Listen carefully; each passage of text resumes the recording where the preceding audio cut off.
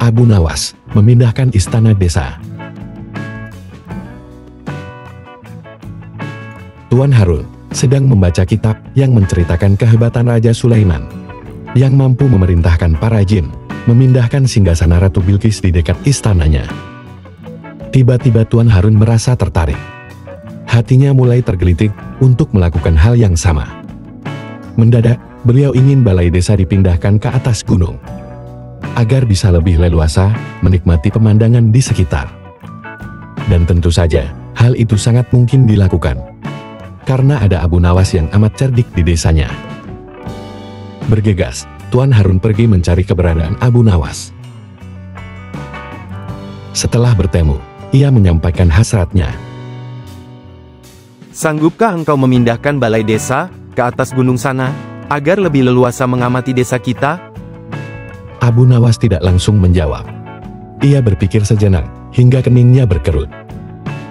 Sulit untuk menolak, karena Abu Nawas sangat paham watak Tuan Harun.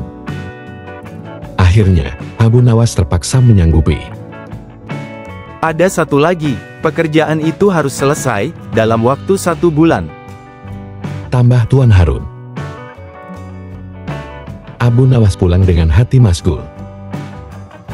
Setiap malam, ia hanya berteman dengan rembulan dan bintang-bintang.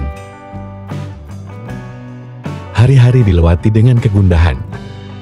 Tak ada hari yang lebih berat dalam hidup Abu Nawas, kecuali hari-hari ini. Tetapi pada hari ke-9, ia tidak lagi merasa gundah gulana. Keesokan harinya, Abu Nawas menuju kediaman Tuan Harun untuk membahas pemindahan balai desa. Dengan senang hati, Tuan Harun mendengarkan. Pak Bos, saya datang ke sini hanya untuk mengajukan usul guna memperlancar pekerjaan nanti. Ujar Abu Nawas. Apa usulmu itu? Saya akan memindahkan balai desa tepat pada hari raya Idul Kurban yang kebetulan hanya kurang 20 hari lagi. Kalau hanya itu usulmu, baiklah. Satu lagi Pak Bos. Apalagi? Mohon Pak Bos menyediakan 10 ekor sapi yang gemuk untuk dibagikan langsung kepada para fakir miskin. Usulmu kuterima. Abu Nawas pun pulang dengan perasaan gembira. Kini, tidak ada lagi yang perlu dikhawatirkan.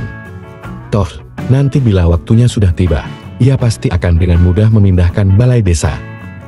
Jangankan hanya memindahkan ke puncak gunung, ke dasar samudera pun Abu Nawas sanggup. Desas-desus mulai tersebar ke seluruh pelosok desa. Hampir semua orang harap-harap cemas. Sebagian besar rakyat merasa yakin atas kemampuan Abu Nawas. Karena selama ini Abu Nawas belum pernah gagal melaksanakan tugas-tugas aneh yang dibebankan kepadanya. Namun, ada beberapa orang yang meragukan keberhasilan Abu Nawas kali ini. Saat-saat yang dinanti-nantikan tiba. Rakyat berbondong-bondong menuju lapangan untuk melakukan sholat hari raya Idul Kurban.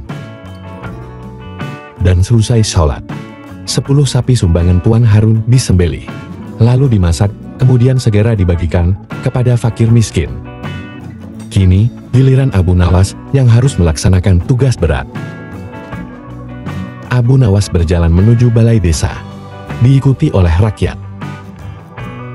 Sesampai di depan balai desa, Abu Nawas bertanya kepada Tuan Harun. Apakah di dalam balai desa sudah tidak ada orangnya lagi? Sudah tidak ada. Kemudian Abu Nawas berjalan mendekati balai desa. Ia berdiri sambil memandangi balai desa tersebut. Abu Nawas berdiri mematung, seolah-olah ada yang ditunggu. Tuan Harun akhirnya tidak sabar.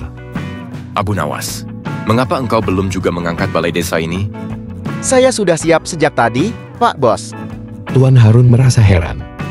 Apa maksudmu mengatakan engkau sudah siap sejak tadi? Kalau sudah siap, lalu apa yang engkau tunggu? Saya menunggu balai desa ini diangkat oleh seluruh rakyat yang hadir untuk diletakkan di atas pundak saya.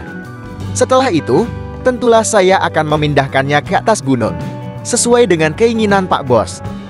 Seketika Tuan Harun terpana. Beliau tidak menyangka Abu Nawas masih bisa keluar dari lubang jarum.